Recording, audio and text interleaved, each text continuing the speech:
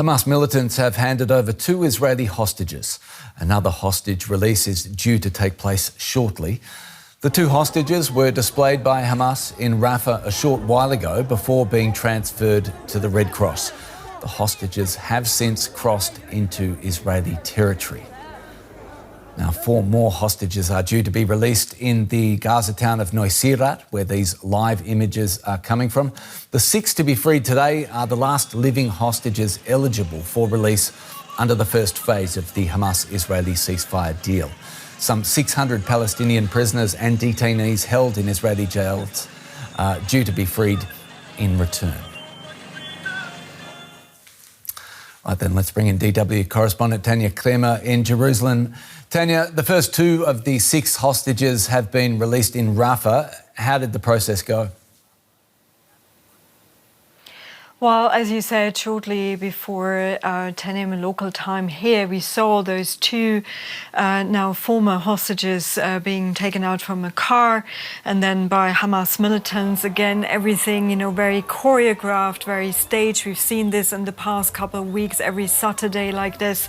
Then Tal Shoham, who was taken hostage on October 7 from Kibbutz Be'eri, and also Avner Mengistu, who has been in Gaza held for 11 years. He crossed the fence in 2014 into Gaza and has never been returned by Hamas. Now, we saw those 2 men that were taken to a stage. They had to give again. They were asked some questions there, and then only they were handed over to the International Red Cross, that then took them out of Gaza to the Israeli military. They're waiting, and then the Israeli military then has confirmed now they have crossed basically the border and are back in Israel. Tanya, you mentioned that staging post. People in Israel were eagerly awaiting this moment. What are you hearing, even in these early stages? How are Israelis reacting to this moment? Well, we already heard from the families of both men. We heard from the family of Tal Shoham that this is an unforgettable moment for them. Obviously, they have waited for over 500 days. He was in captivity to welcome him home. His wife and children were actually also taken hostage but released back in November 2023.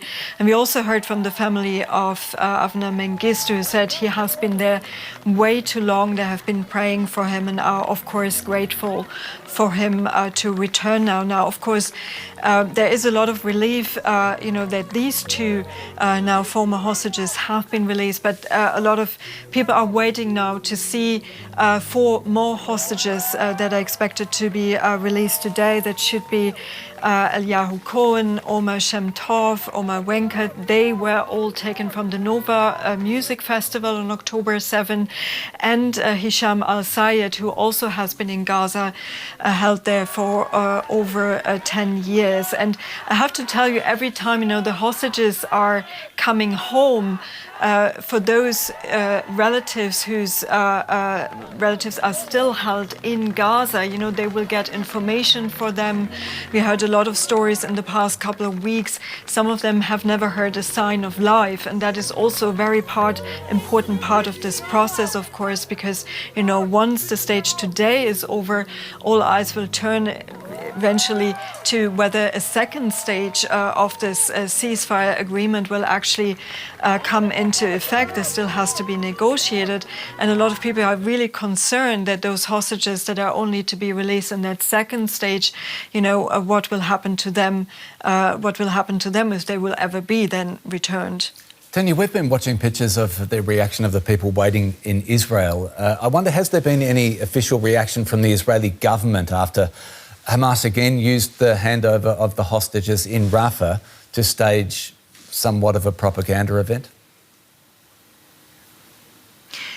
Well, we haven't heard yet from the government. Today is still also Shabbat, and now the process continues. I mean, they will be waiting to see that 4 more hostages will be released, and then it's a whole this is a whole sequencing, and then we will see also Palestinians held in Israeli jails and Palestinian prisoners being released once those 6 hostages are all back in Israeli territory. But obviously, what we're seeing here and what has been talked about a lot in Israel is this, very choreographed, release process by Hamas and also the other militant factions. Islamic Jihad also held hostages. They were also part of this. So this is basically with a lot of militants being there, the hostages being paraded on stage. They were given certificates for their release. They were given gifts before they were handed over to the International Red Cross. This is, of course, all a message also to the Israeli government, particularly Prime Minister Benjamin Netanyahu has said he wants to remove, one of his war goals is to remove Hamas from power, that they're still very much in control of what's happening there. And this is certainly seen here as a show of strength by Hamas. DW correspondent Tanya Klima in Jerusalem, thanks so much.